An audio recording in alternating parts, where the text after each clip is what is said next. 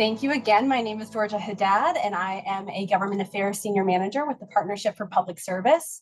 For those of you who have regularly attended these, welcome back. Very glad to have you. For those who are not familiar with the partnership, we are a nonpartisan nonprofit working to build a better government and stronger democracy through policy recommendations, leadership development, workforce programming, and convening conversations like this one to help support the federal workforce. So we're here to help support you as best we can through resource sharing and providing plain language explainers, and then continuing to share the stories of the incredible work that federal employees do for our country. So thank you to all of you. Thank you for your service.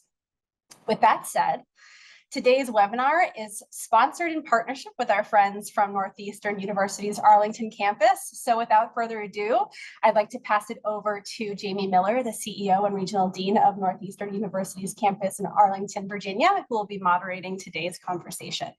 Over to you, Jamie. Thank you very much, Georgia. Northeastern University is very proud to join the Partnership for Public Service to host this webinar. In 2023, we opened a campus in Roslyn, one of 14 campuses in Northeastern University's global university system, and opened our doors to offer graduate programs at the intersection of security and policy and technology. And we aim to help government and industry attract and retain talent and fill mission-critical skills gaps in key areas. So that's really what drove us to this partnership with the partnership. Is this mission, this feeling that we want to contribute to growth and the national capital region by really supporting the workforce and the future talent pipeline. So tonight we will answer questions that you may have submitted while registering, but I also want to remind you, you can submit a question anonymously through the Q&A function, and we will work to get through as many of those as we can tonight. And if you'd like to reference the session in the future, please know that you can view all of the FedSupport webinar conversations on the FedSupport website for federal employees. So with all this in mind, everything going on in the region and across the country today, we brought together three very distinguished panelists, experts in their fields, and just all around great people who are going to share their expertise with you this evening. And we'll start by having them introduce themselves. So Kim, I'm going to start with you. Great. Thank you so much, Jamie. My name is Kim Sarro. I am the Director of Skills and Talent at the Greater Washington Partnership. Before I jump in, I should say we at the Partnership also call ourselves the Partnership, which I know can be a little bit confusing, so apologies in advance. It's just our nomenclature. The Greater Washington Partnership is a nonprofit alliance of CEOs and C-suite executives who represent the region's largest employers. So these are all either employers who are based here in the region or have a strong presence here. And one of the key initiatives that we focus on is skills and talent. It's our workforce development arm. That's the team that I'm on. So really excited to dive into today's webinar. And thank you, Jamie, and to the other partnership team for hosting me today. I love it. Thank you, Kim. Lindy. Thank you, Jamie, and thank you to the partnership for this opportunity. I love to talk about careers and to geek out about security policy. I'm with clearancejobs.com, which is the largest community and career site for folks with an active federal clearance. But a conversation I've been having a ton recently is that it's also available for public trust candidates. So if you work in the federal government, you are probably in a position of public trust and also qualified to be a part of that community. I know there's a ton of nerdy, nuanced questions about your clearance eligibility and all of that we might not get to today, but Clearance Jobs has all of those resources, and we love to help folks in that transition, national security space and beyond, trying to figure out those nuanced questions. So really appreciate being able to be on this chat. Thank you, Lindy. And Wyetta. Great. I'm so happy to be here with everyone today. I work for Collins Aerospace, which is a part of RTX. And we serve both defense, commercial intelligence customers around the world.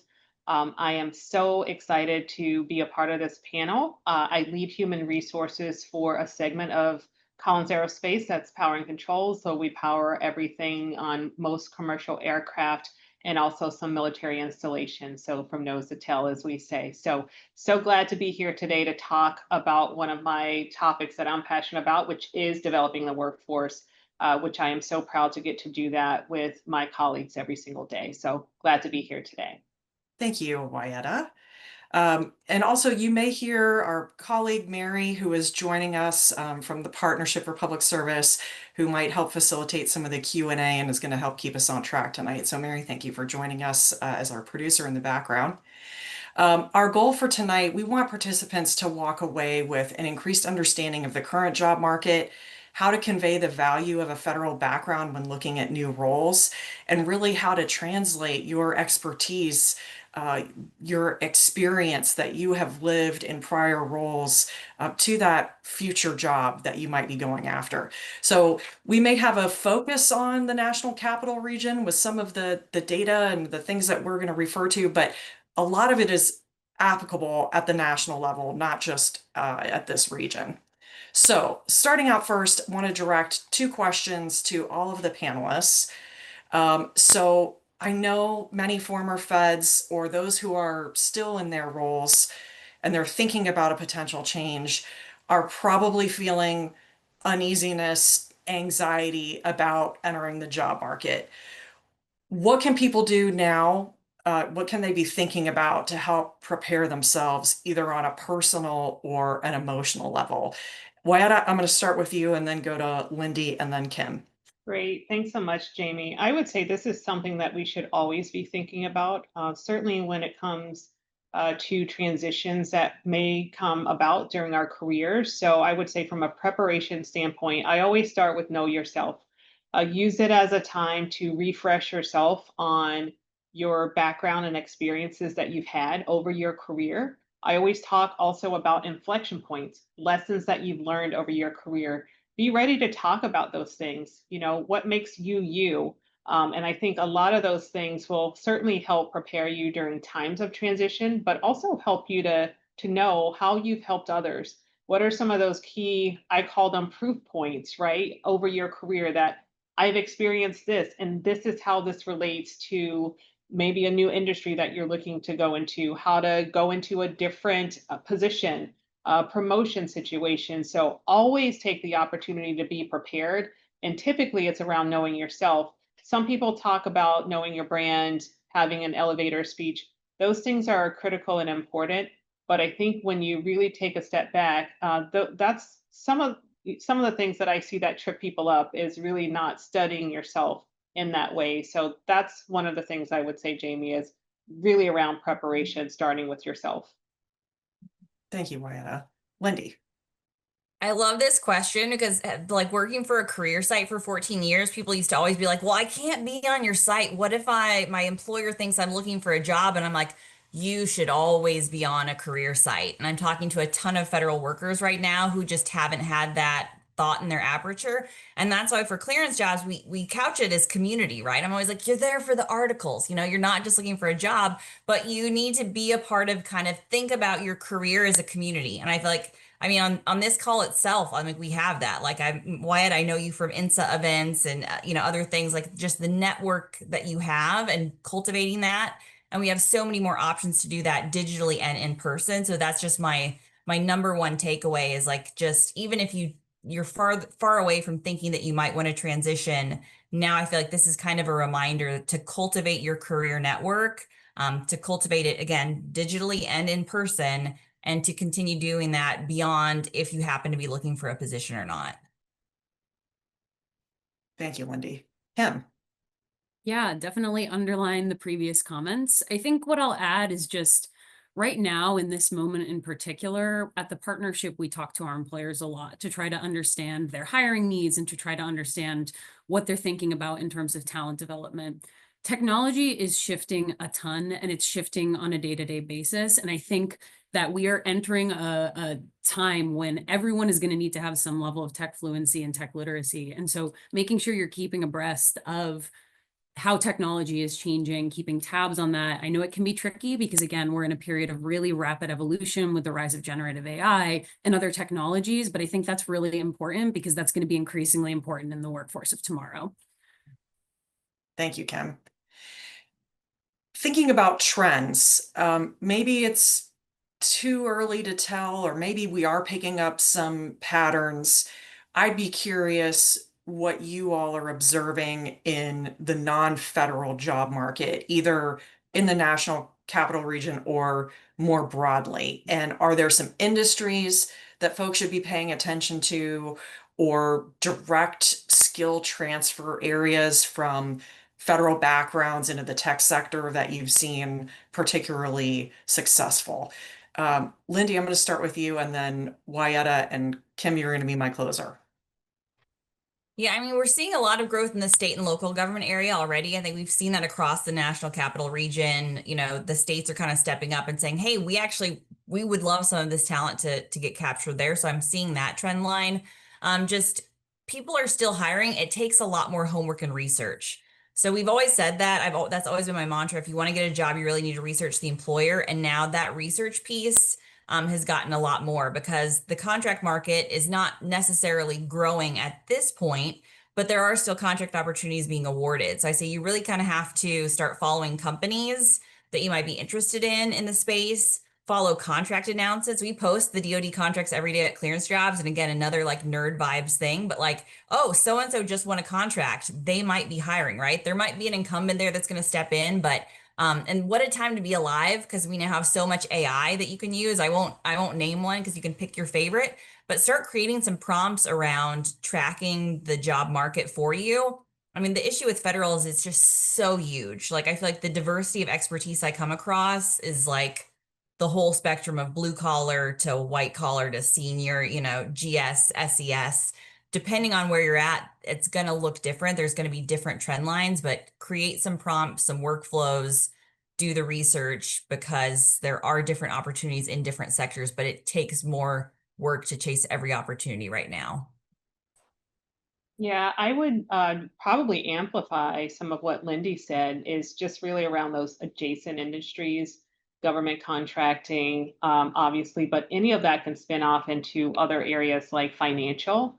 Also, something that I'm just seeing personally is just knowledge as a capability that people possess, that they are going off and starting their own companies at this point, or providing their information in some new or different way, becoming subject matter experts that are doing some things in conjunction with their roles in government or industry. And so that's becoming this bridge that I've seen for people as well, because knowledge is power. We're going to talk a little bit about transferable skills, and a lot, you know, that all of us have learned through experiences. Like, if you remove the specifics around some of those things, the lessons learned from those are very much transferable, and people at any point in their career, especially some of the earlier career, are looking for that information. And so those are things that I'm picking up and seeing out there.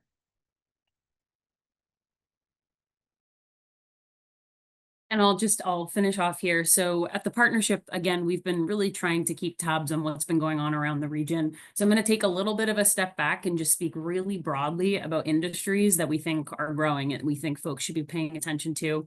The first and the second are education and healthcare. These are obviously not unique to the region. You always hear the eons old adage, there's not enough teachers and there's not enough nurses. Obviously, that is not the full breadth of education and healthcare careers, but there continue to be shortages in those areas. And those are industries that are expected to grow in the region in the next couple of years. In the capital region specifically, there's two industries or a couple of industries that at the partnership we're paying attention to. The first is around advanced manufacturing, and there's a breadth of careers available in advanced manufacturing. It's not just folks who are on a given line. I think this shouldn't be a surprise to anyone. Micron recently announced that they're going to be expanding their presence out in Manassas. They have a huge semiconductor manufacturing facility, and they're expanding that in the next several years. They're going to need talent to fill those roles, and that's a trend that we're going to see in the region, and manufacturing jobs around here are growing at a faster rate than they are in the rest of the country. Another one is biotech and pharmaceuticals. The partnership technically covers the region from Baltimore to Richmond. So this is going to be a little bit Richmond specific, but Richmond in the last couple of years has really solidified itself as a hub for pharmaceuticals and for biotech manufacturing. And so there's something like 600 different manufacturers that have a presence in that area. And so again, there's going to be a lot of need for talent to fill those roles. These are broad trends that we're noticing. And then finally, I think around kind of a third, a little bit out there category, but is sports, media, entertainment, and hospitality, with the Commanders region, with the Commanders Arena opening in DC in the next couple of years, and other changes in that field. A lot of folks in a lot of economic development professionals are looking at whether there's an opportunity for there to be really increased talent in those particular industries. So understanding a lot of those require extensive reskilling in some cases, but again, those jobs, they're not just going to be one kind of job. There's going to be a breadth of opportunities available in those industries as they grow in the next couple of years. Okay, so that was the crystal ball question. Thank you all for sharing your insights and some of those pro tips and tricks, right, to forecast what might be coming down the pipeline. Kim, I want to come back to you because the Greater Washington Partnership just launched a fantastic new job board. And yes, we will put the link in the chat. Can you tell us a little bit about the employers that have come to the table that want to partner with you, and any advice that you have for folks who are looking to engage with that job board? Absolutely. So like I mentioned earlier, the partnership is comprised of the region's leading employers. We have 2 different membership levels, a board and a leadership council organization membership, but each of the folks who are on our board and leadership council are based here in the region and have a deep investment in the region's talent, in the region's economy, et cetera. So a couple of months ago, as we were looking at what was happening in the region and how much the labor market was in a bit of a state of upheaval, we thought we need to provide a resource for people to navigate the opportunities out there within these employers who, again, have a deep commitment to the region. And so we launched this jobs board. The jobs board aggregates available job postings from across our board and leadership council partners and puts all of those jobs in one place. All of the jobs are either based here in the region or they are remote. And you can search by skill, you can search by salary, you can search by a whole bunch of different filters. And it's really, again, a way for our employers to show that they want to keep the talent, the highly skilled talent that's here in the region, they want to keep it here. And so I think in terms of advice, so the first that I would give is look at the jobs board, take a look. I think it's a great resource and we're really excited about it. The second is, a lot of what we do when we talk to our employers is we really try to parse out skill sets, and we tried to reflect that in the jobs board. It can be tricky at times when we're talking to our employers to get them to get really, really granular on skills, but it was important to us when we were listing postings in the board that they call out the specific skills. So I think that's a piece of advice I would give, is be really specific about the skill sets that you're bringing to the table, and figure out how to filter and to search by those skill sets, because it really is a skills driven thing. And then finally, just keeping an open mind as to the different types of opportunities and organizations that are posted on the board. The partnership's members represent industries from financial services to higher education institutions, nonprofits, healthcare systems. And so there's a whole host of different types of employers on this board. And I know it's been said before, but healthcare companies, they need tech workers. Higher education institutions need program managers. You know, there's a lot of different types of roles available within these organizations, and the jobs board is a great place to see the breadth of opportunities available. Employers in the region are hiring. It might not seem like it, but there's a plethora of jobs that you can find there on the jobs board. Thinking about that kind of skills and kind of going beyond the resume, that was one of the biggest pieces of advice that I got when I left government, was thinking about big projects or initiatives that I worked on, or decision tables that I sat at, or big briefings, decision points that I was a part of, because I was surprised by how much I forgot. I know I was in the room for these things. So also really thinking about the skill sets, but also what were you in the room for? What did you work on while you were in these different roles that are leading to that situational awareness and the knowledge, which I think in and of itself is a skill that a lot of employers are looking for. So don't discount that too. And related to that, Wyatt, I want you to expand on this topic. What skills are former feds coming to the table with that should be amplified on resumes?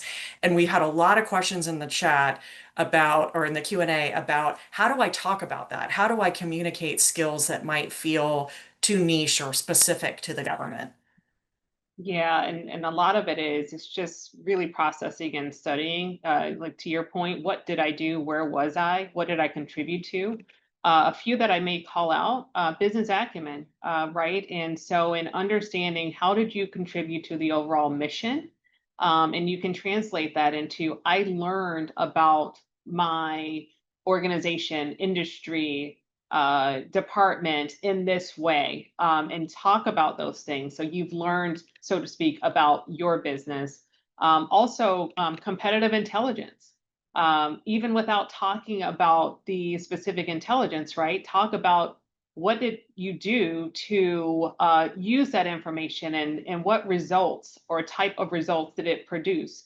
Allowed us to be on target, allowed us to be more precise in our analytics, contributed to mission success. I mean, there are ways that you can talk about it when you may have a role that may not allow you to divulge information. Change leadership. Change is the only constant, right? And so how did you lead your organization through change? That is something I think that we're all focused on all of the time. And so leadership, and specifically in times of change, how did you steady the ship, if you will? And so that is something I think that is very much transferable. Also, teams, leadership of teams, right? If you were in a position where you led teams, or maybe if you weren't, what did you do and how did you contribute to your team? Those are things that are very much transferable. And then also explaining if you had global experience, you worked in multiple regions, across different geographies, the skill sets that you learned as a result of that. And then also, many of us who have had varied careers, Jamie talked about our transition, talking about the depth and breadth of your experience, be ready to describe that. But what comes along with that are also some behaviors, right? So you have to be agile to do that. You have to have the right mindset to do that. You have to take ownership of challenges, right? When those things are in your way. Having, a lot of what we call emotional intelligence, right? Or EQ. I was self-aware when I needed to make a change in my own leadership style, behaviors, based on the situational awareness I had of whatever issue. So think about all of those things that you've done, not only what you did, the results that it produced, but then also the way in which you did it, because sometimes that can be the distinctive factor when a company is reviewing multiple candidates. What makes you stand out? Typically, it's the way in which that you carried out something. They're going to look at so many people that are qualified. That's the ground floor. So look at how you did something, how you show up, and be ready to present that when you're talking about yourself to others. And now you see, that's why I talk about knowing yourself, because then that's where you can add in your way of doing things, your way of approaching challenges. It's okay to lead with that uniqueness for yourself so that you can differentiate yourself in such a dynamic market that we're all experiencing now. Thank you, Wyetta. We had a question in the chat about kind of beyond AI, what do we forecast would be some of the more important skill sets to have to bring to the table? And I've heard from several of you, leadership, building, working, managing teams, and change management. Anybody have anything to add to that list? Okay. No, I think just those professional skill sets we call them, again, professional or foundational skills. Those are so important. And it's when we try to communicate, when we're talking with our employers about what's important to them, they're always coming back to that. And so I think it's really, really important that I think what's tricky is figuring out how to show that on a resume. And I think, Wyetta, you gave some really, really great examples of how to demonstrate those kind of, again, because it really is what employers are referencing as the number one thing they're looking for right now. Yeah, Kim, you said a key word, it's communicate. Having those communication skills are key. And sometimes it's just how you're telling your story and your narrative. It's uniquely yours to tell. So I always say, whatever words you use about yourself and about what you did or your experiences are what others are going to use about yourself. So how do you want to make sure that people walk away knowing exactly who you are and what you've contributed? But you're right, all of this always comes back to the basics. At whatever point you are in your career, you can never lose sight of just those pure good foundational skill sets to have. Wyetta, could you clarify what you mean by competitive intelligence briefly? Yes. So it's just I'm going to use maybe a tack on phrase around connecting the dots. And so we see a ton of information all the time, but how do you turn that information into a decision point? And so when I say competitive intel in this case, it's around the knowledge that you gain, let's say sitting through multiple briefings, being able to, maybe you're an analyst, being able to have a lot of data, your person, like we all revolve around getting information and data all the time.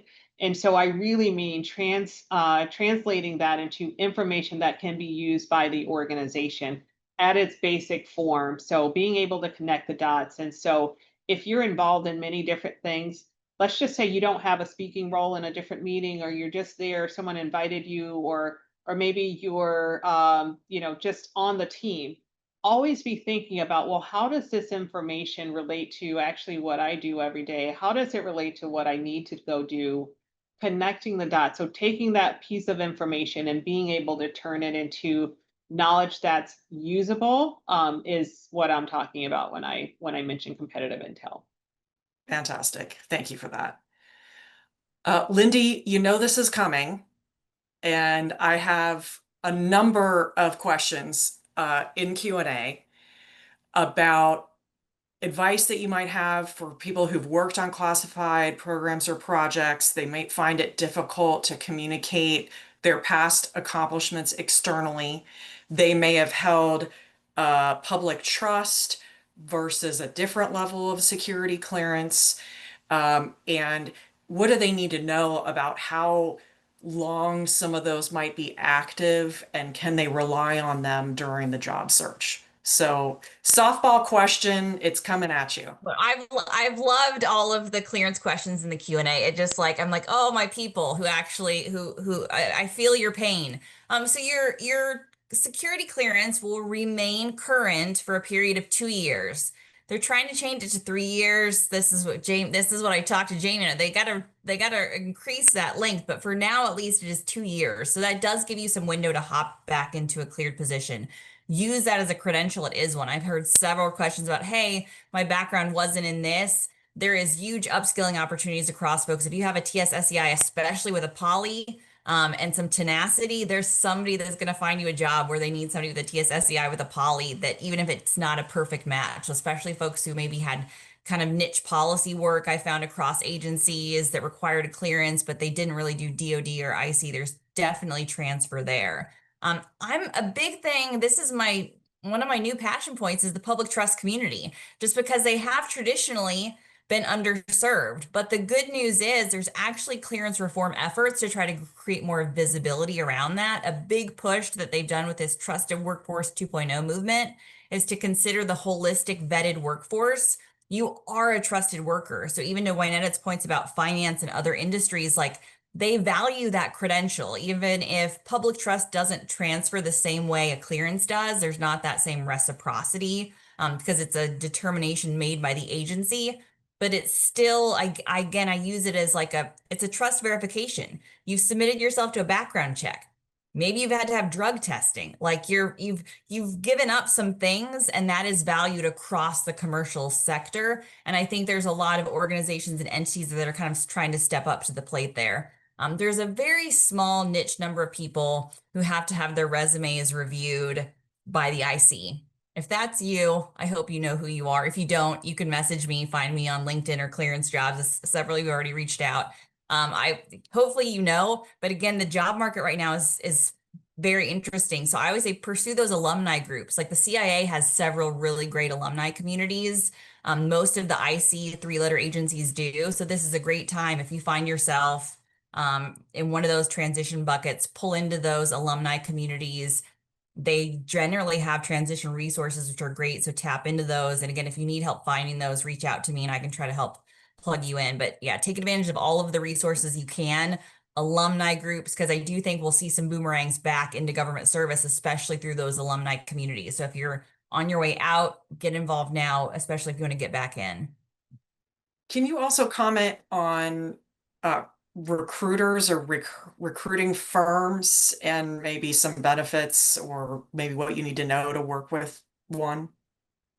Well, you go to clearance jobs because there's a lot of shady people on the internet right now, or you can go to the partnerships site. I'll allow you to go there as well. Go to a trusted source. But that's kind of, we are seeing a huge, even my own phone's getting blown up with spam email, so that's kind of my caveat, is that beware someone who says they're a recruiting firm and is messaging you with a Gmail. So like just kind of have those, a few triggers. But yes, for sure, it is a huge benefit to network with recruiters. Like, reach out to folks. Again, I like at clearance jobs, you can actually see which recruiter posted the job. So I say, don't just apply for a job, connect with the recruiter who posted it and continue to build that network. Because I think it is frustrating, right? If you're applying for a ton of jobs and not seeing that. So that's why I say, consider it cultivating a network and not just applying. But recruiting firms can be a huge help. And they can be. Just make sure you're vetting those folks and ensuring they're legitimate. I was like, get on the phone. Remember that 1990s. Sometimes having a phone call with somebody helps, as opposed to just trust, but also verify is big in working with any employer right now. Unless they're Wyetta, then she's safe. So Wyetta, you're safe. Thank you, Lindy, our expert on all things clearances. I appreciate that. So things are moving fast, right? Technology is moving fast. The integration of AI in a lot of workplaces is moving fast. I mean, I kind of feel like I am not where I need to be to keep up with everything that's going on. So what recommendations might you all have for people who might not feel comfortable with newer technologies or have never interfaced with AI? I mean, where do you start? Kim, let me start with you, and then Wyetta or Lindy, if you have any recommendations, please hop in. Yeah, absolutely. And I want to be clear to defer to sort of the HR experts on the call. I'm not in HR. I'm not someone who recruits talent. And so I want to make sure I'm speaking on what I'm able to. But from our conversations with employers, it's really hard to get them to pinpoint the specific AI skill sets in particular. I saw a LinkedIn post the other day, and it was something like, the conversation about AI is taking all of these different directions, and it feels like people aren't exactly even sure what they want. And I think in a lot of cases, that's true of employers. And it can be challenging to get them to parse out the very specific AI skill sets they're looking for. And so that's why I come back to this idea of technology fluency and technology literacy as being important. And I think certifications and credentials can be a way to do that, even if it's not you are getting a certification and you are going to use exactly what you learned in your workplace. Getting that certification is in some kind of technology is giving you some fluency with that technology, and that demonstrates that sort of adaptability and elastic thinking. I know, Jamie, that Northeastern offers a lot of great different certifications folks can take. There's a number of resources out there. At the partnership, we publish a list of sort of different resources that are available for folks looking to train on this stuff. There's also employers who have stood up programs. Grow with Google, AWS, offer certifications and credentials that are free of cost. I always hesitate to go out and recommend that somebody get a certification and a credential. I know that that is an investment, even if it's not money, that's an investment of time. And I think that's really important. But I do think that, those certifications and credentials can serve a valuable purpose in that they demonstrate that you're comfortable using certain types of technology. And I think that's important, that flexibility, that adaptability, that understanding of different technologies, because employers, a lot of the times, they're not 100% sure what their tech needs are going to be a couple of years out, but they want someone that they're confident is going to be able to take on whatever they are. So again, I'm not a HR person. I can't speak exactly how certifications and credentials are considered in the hiring process, but I do think that they can oftentimes demonstrate a level of tech literacy and tech fluency that seems to be really important in the job market right now. Yeah, so Kim, I think you answered that very well. Because it's overwhelming, because there are so many resources, maybe the fact that I'll just mention to the group is educate yourself, get understanding, but also start with foundations and basics. Don't, to your point, Kim, don't feel like you have to go be, super certified in something. She mentioned like the micro certifications that Northeastern may have, but also just you want to understand the terms. Like not all of the terms mean the same things in the same industry. So if you are seeing positions posted out there, be able to see if you can ask questions or start to look up. I mean, we're all lifelong learners and students, right, of all things that kind of come in front of us. Before you act, I would just say, just process and understand for yourself. What is it that you are interested in doing?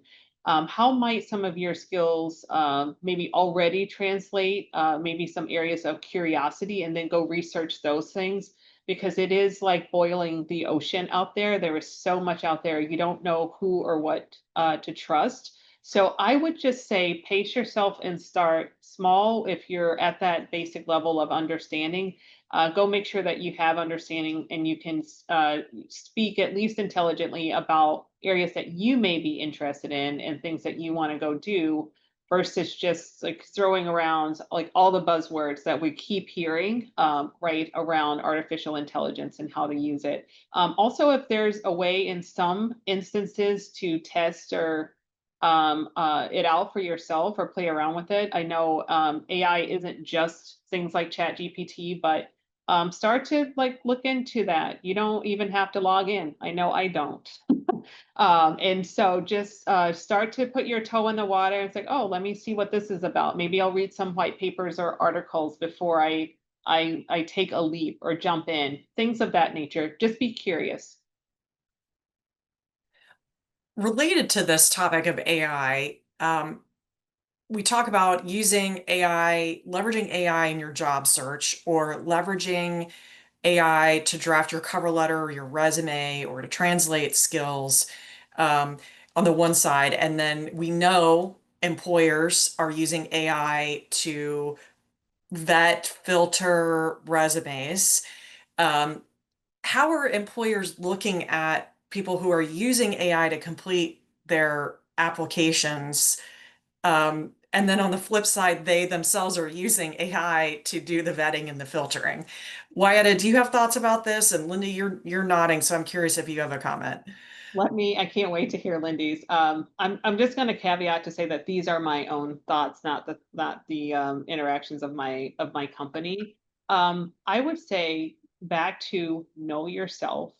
Take the first draft always of what you're trying to say and how you're trying to communicate. If you do use some type of AI tool to help you, I would say let it help you to slim down your words to be more succinct. Do not let it write things for you. Maybe let it give you ideas of like, oh, I forgot an example. I have an example like that. Let me go back and add that.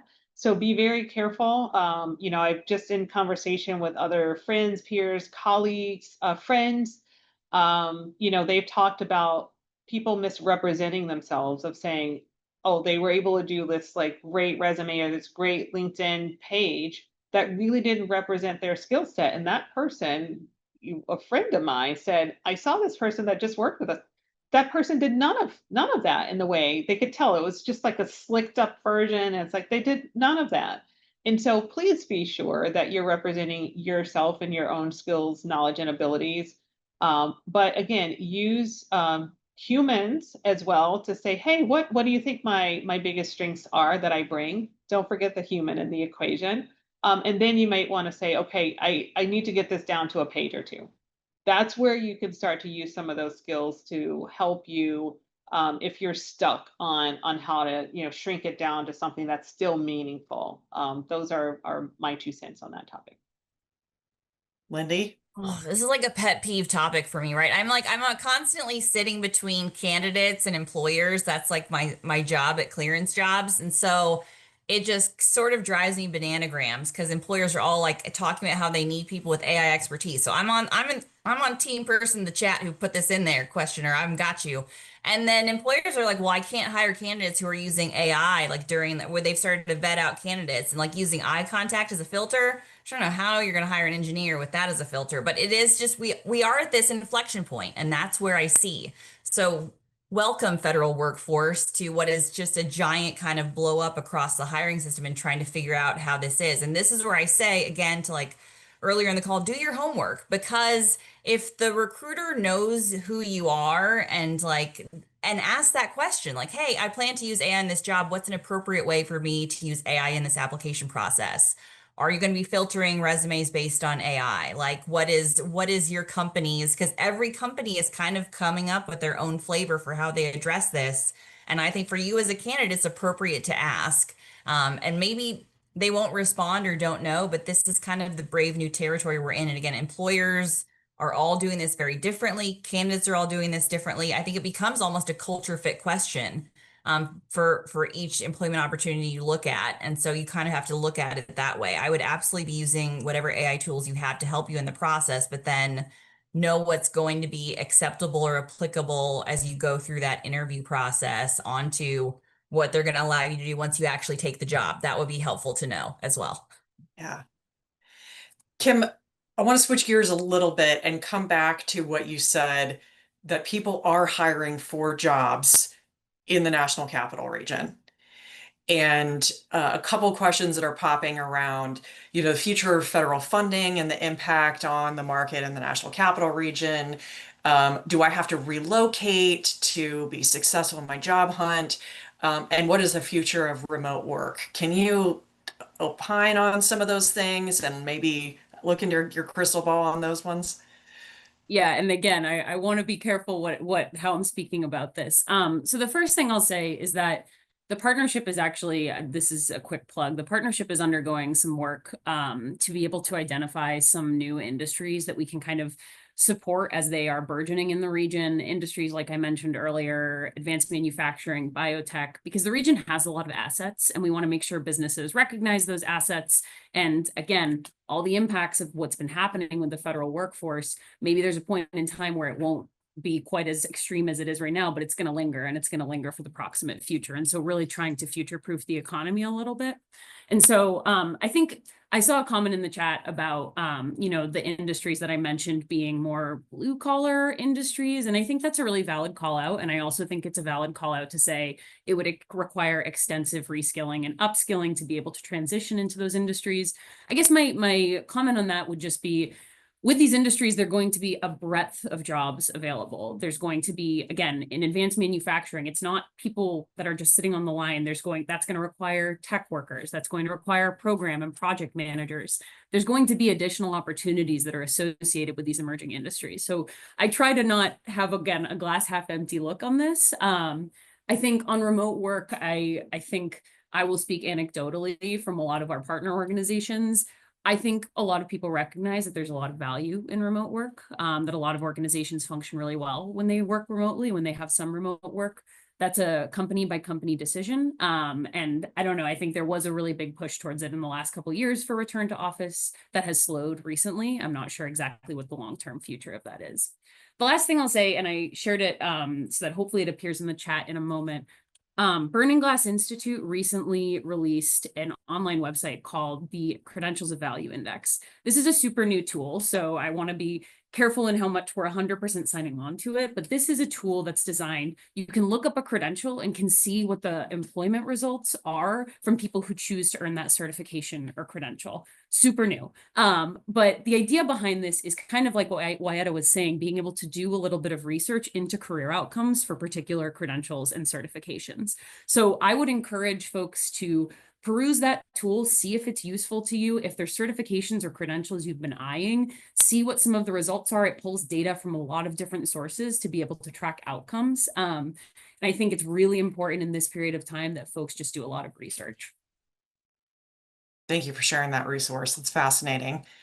And it, I think, kind of relates to that upskilling question, right? Certainly not just being able to predict, the future of possible pathways, but to start thinking about what tools you might want to add to your toolbox. But I think it might also be helpful for folks who are getting ready to enter the job market. We've had a number of questions about prospects for early career interns, maybe people who might be transitioning fields completely. And I've been hearing, news stories about, the entry-level jobs are going away. So I'd be really curious to get your takes on what does it look like for someone early in their career or someone who's looking to intern. And Lindy, I want to start with you and then Wyetta. I've got thoughts on this one too, Jamie. I was like, finally, they're catching up with what we've seen at clearance jobs. Every entry-level job requires 3 to 5 years of experience. If you do a search on a site, right? We've always had that pain point. Like, what if I have 0 years of experience? Nothing comes with 0 years of experience, right? This is why I padded my resume. I worked 4 jobs in college. They were all jobs. So I was like, there's always like a method to the madness. Wyatt is like, you would have been disqualified from Collins Aerospace. There's always like a method to the madness here, but I sense the pain point. I had a similar experience. So like I left college, I wanted a job with the US Army and I had to take a gap employment. So I feel like there's a lot of, opportunity again to come up and say, what is kind of gap in your employment look like for folks who are making a transition, who need to build up some experience. Maybe there's answers out there. I haven't seen a ton of them, but thinking creatively about what that might look like for you. I took a political job, I don't know, find a campaign to work on, talk to Jamie, but like find something that you can do within that gap that maybe pursues a passion that's somewhat tertiary, that gets you some experience, some resume built, and then jump in. Because this has been a trend we've seen across the cleared workforce, a tale as old as time, that a lot of government, entry level just doesn't exist in government often unless you're pursuing an internship program or an apprenticeship, which I went through the Department of the Army internship program. So a huge shout out. I loved that program. Those programs are still hiring, I've heard. So if you can find some of those opportunities, there were former feds and veterans that did those programs when I went through them. So you might not think of an internship as being, a mid-career journey, but it actually was even when I went through the program. So kind of think outside the box a little bit, because it is kind of the idea of what entry level is shifting.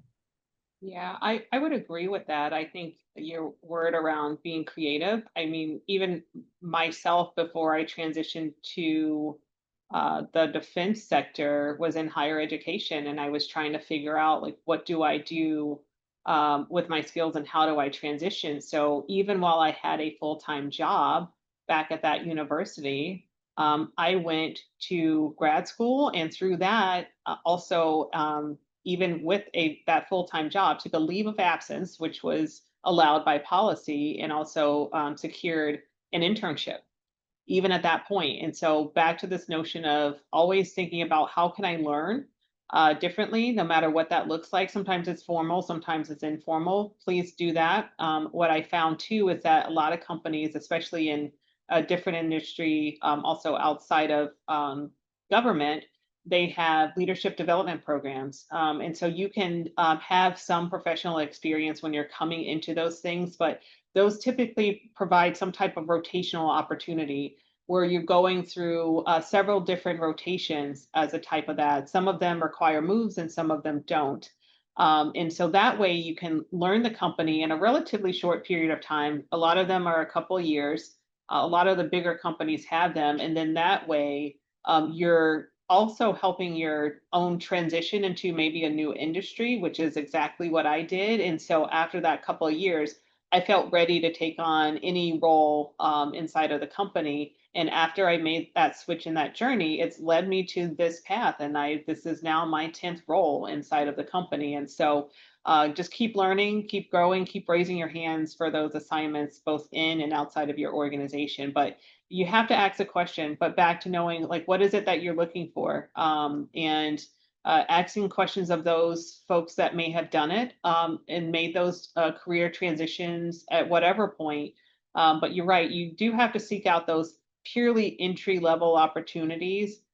But sometimes they are probably embedded within, that path of leadership development type programs, co-op, apprenticeship that can sometimes be not just new off the street, but also ways for you to continue to learn and grow and develop new skill sets.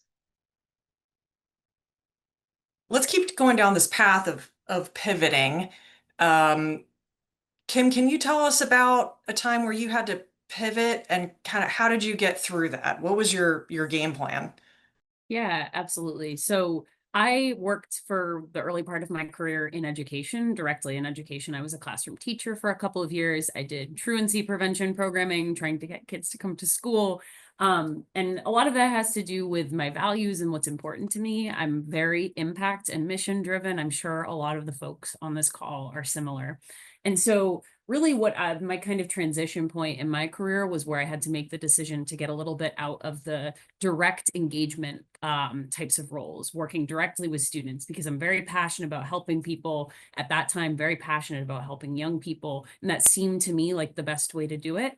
And when I pivoted and I transitioned, it really became, I really love what Wyetta has been saying about knowing yourself and knowing what's important to you, because I had to make I had to make a call. I had to make a call about my values, about what was important to me, and realize that this kind of the role that I'm in now and roles like it were really more where I was best suited to serve. And so I think the work I do is still driven by impact, even if I'm not interacting with students on a day-to-day basis. And that was a bit of a transition that I had to make in my career. Lindy, what about you?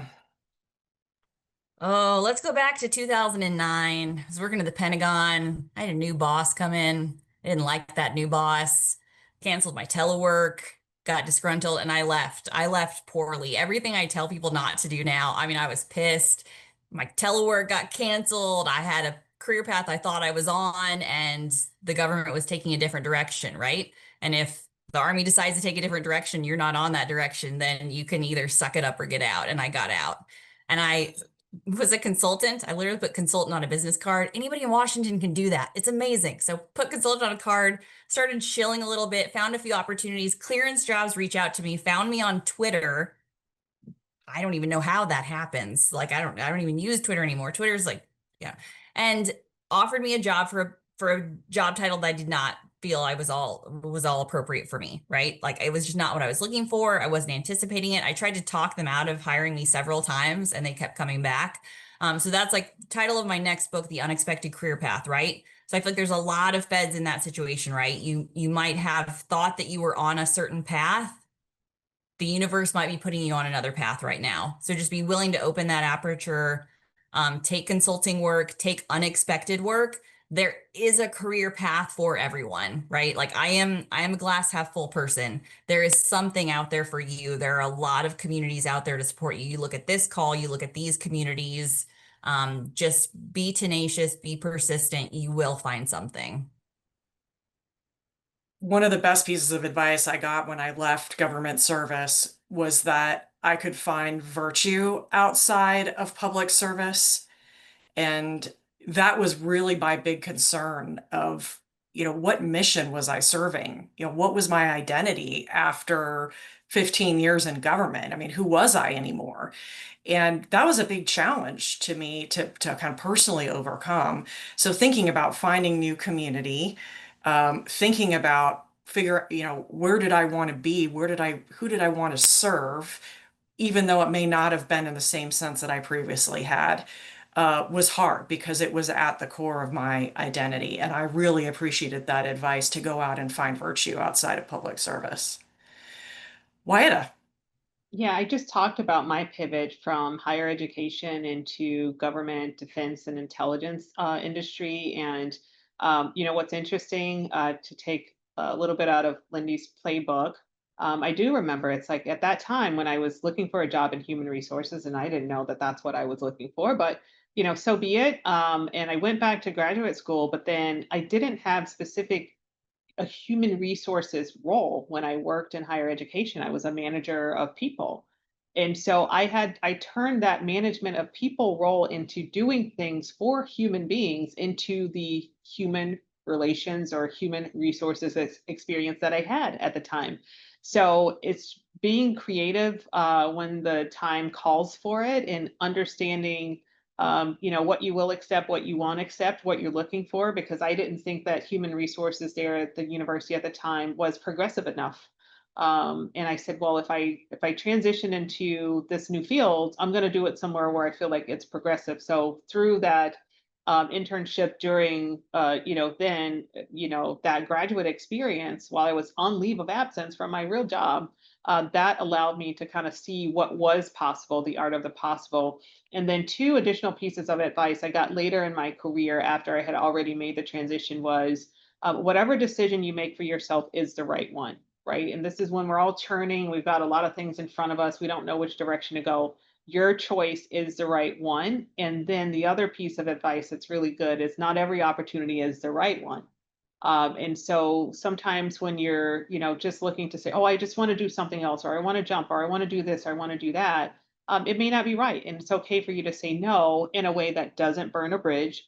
You can say, I've gone through my skill sets, my experiences. These are the things that I'm looking for, and this is aligned with me at my current trajectory and my current journey. And so that way, people that are your mentors, that are your sponsors, if they know that that's your story and that's where you are right now, they can also amplify and support that. So be consistent with how you're talking about what you want. And don't make it so open that people won't even know how to help you, right? To say, I just want to contribute. Well, I don't really understand what job that is specifically. So have a target in mind when you're thinking through those things. Thank you all for sharing that advice and kind of the personal connection, right? Because there's a human being behind all of this, and I want to make sure we acknowledge that too. Mary, I want to bring you on. I know you've got a poll question that you'd like folks to ask, or I think, Georgia, you've joined us, so over to you. Yeah, perfect. Thanks. We'll have just maybe one other question, Jamie, that you can ask. We've gotten such great questions in the Q&A, so thank you everybody for throwing those in there. We are going to offer a quick optional poll, anonymous poll. Please take a few minutes to answer. The first will just be a question we always ask about how the webinar's been generally. The second is about how much you agree that you'll take something from this session. And then the third one will be asking about your input for future webinar topics. So please take a moment, make sure that we can get to all of the topics and questions that you might have. And with that, Jamie, I'll hand it over to you to close us out with the last question, and then I'll jump in to wrap us up. Jamie, can I respond to one thing that I saw in the chat previously? If that's okay. I saw a really good suggestion in the chat that the partnership jobs board include a filter by former federal agency or current federal agency. And I think that's really helpful feedback. And I want to just, if there is additional things that you think, as again, we're sort of a regional convener of employers, please reach out to me. We want to hear from you. Even just on this webinar, I learned so much. Lindy, you talking about the specifics of some of this clearance stuff is like over my head. And I learned, and I think we want to continue learning from you all. And we want to make sure that we're building resources that work for you. So you can feel free to connect with me on LinkedIn, whatever way you want to do it. And we're open to your feedback and to what would be helpful to you as you navigate this current moment. Because we at the partnership do believe that this region, for those who are in the region, is worth sticking around and that there's a lot that it has to offer. And we have a vested interest in retaining the talent that's already here. Oh, Kim, thank you for bringing that home. And I think we would all agree that there's a tremendous amount of potential. Each of us is here to support folks in transition or thinking about transition. I've spent most of my career in government service. My mother retired from the federal government. My father became a federal contractor after retiring from the military. So I understand, having lived in a household, focused on public service. So I thank all of you for what you're doing today and how you've served your country and how you're thinking about applying those skills in the future.